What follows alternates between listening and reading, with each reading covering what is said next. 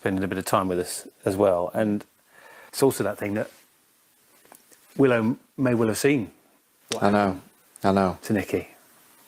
I know, and that's another layer of frustration and hell to it. You know, it's a hellish situation with the layer of hell that not knowing what's happened yet, and then also having Willow, who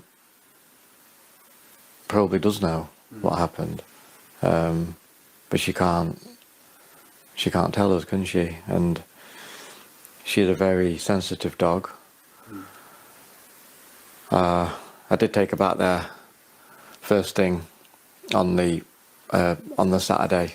So the next day? The next day, yeah, I took her back there first thing. How did she react to that then? Well, I was praying and hoping that once we got to the gate, that she would do something different, you know, just to take you somewhere. Yeah, just give some sign of some kind. But she, bless her, she just went through the gate like any other normal day, and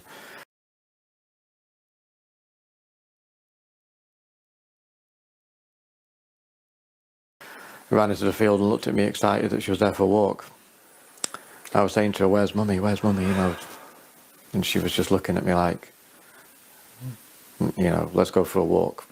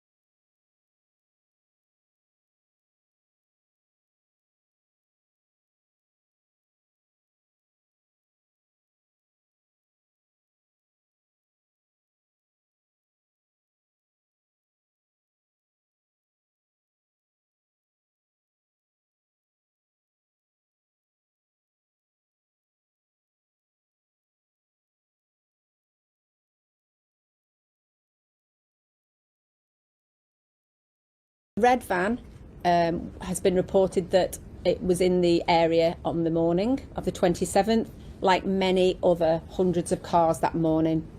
We're really grateful for the witness who has told us about that, and we are continuing to make inquiries to try and track down that specific van. But from my perspective, being in possession of all the facts and information of this case, I do not believe that to be suspicious, but we are continuing to investigate that so that we can identify whoever was in the area that time to make sure that they can't give us any further information that will assist the investigation.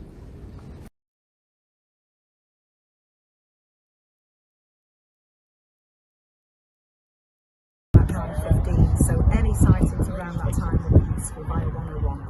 I gather her mobile phone was found on a bench nearby. That's correct, yeah. About an hour later, we found both her dog and her mobile phone on the bench.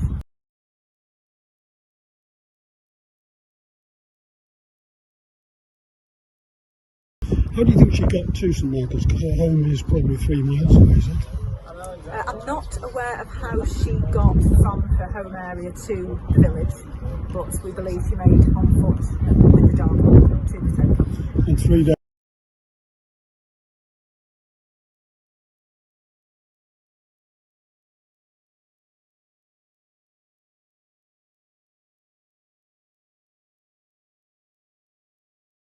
How do you think she got to St Michael's? Because her home is probably 3 miles away, is it? I'm not aware of how she got from her home area to the village, but we believe she made on foot with the dog to the town. And 3 days on, how concerned are you? Well, clearly as time goes on, naturally we become more and more concerned. We've done a really extensive search of the riverbank area, the towpath, the surrounding area. Spoken to lots of local people who have come out in droves to try and help find Nicola, which is really kind of them. It is a close-knit community, but clearly as time goes on we are becoming more concerned for safety and want very much to try and find her. Thank you.